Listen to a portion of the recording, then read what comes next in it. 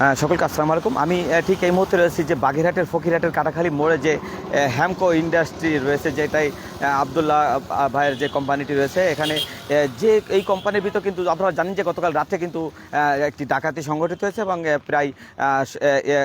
প্রায় কোটি টাকার উপরে কিন্তু মালামাল লুট করে নিয়ে গেছে ডাকাতি। এবং আমি সিসিটিভি ফুটেজ সকালে দেখিয়েছিলাম যে এই যে কোম্পানিটি দেখছেন, এই কোম্পানির ভিতরে কিন্তু ডাকাত প্রবেশ করে এবং এই ডাকাতের এই টিম কিন্তু ঢুকে এখান থেকে যে মূল্যবান দ্রব্যাদি রয়েছে, যেহেতু কারখানাটি নতুন চালু হচ্ছে, কারণ পুরনো যে কারখানা তার অপোজিট সাইডে এটি কিন্তু নতুন করে চালু হচ্ছে। নতুন কারখানা চালু হওয়ার ক্ষেত্রে কিন্তু অনেক ইনস্টেবল মালামাল কিন্তু এখানে আনা আছে, কিন্তু এটি সেই মালামালের একটি অংশ কিন্তু ডাকাতের যে একটি চক্র তারা কিন্তু নিয়ে যায়। তা এটি আমরা যে ইয়ামকোর যে মালিক আবদুল্লাহ ভাইয়ের সাথে কথা বলেছি, এ বিষয়ে কিন্তু ফকিরহাট মডেল থানায় একটি অভিযোগ আসলে দায়ের হয়েছে এবং পুলিশ এসেছিল এখানে তদন্তে, এবং সেই তদন্ত প্রেক্ষিতে তারা কিন্তু এখনো পর্যন্ত কারা কারা জড়িত ছিল সিসিটিভি ফুটেজে কিন্তু কয়েকজনের দেখা গেছে তারা কিন্তু মাস্ক এবং ক্যাপ পরিহিত ছিল।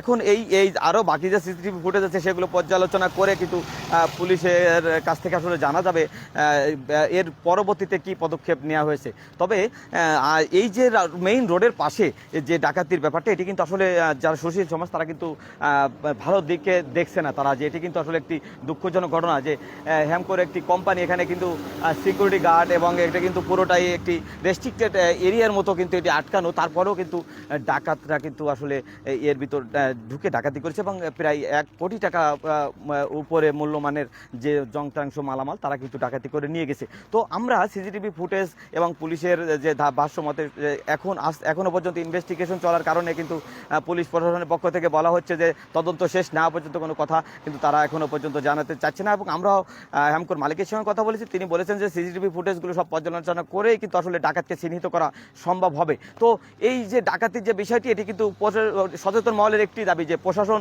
এই বিষয়টি নজরে এনে অতি দ্রুত তদন্ত সাপেক্ষে দোষীকে আইনের আওতায় আনা হোক। তাহলে একদিকে যেমন এলাকা থেকে ডাকাত নির্মূল হবে, অন্যদিকে মানুষও কিন্তু থাকবে নিরাপদে, এমনটাই প্রত্যাশা সকলে। শেখ শিহাবুদ্দিন রুবেল, বাগেরহাট। চলো।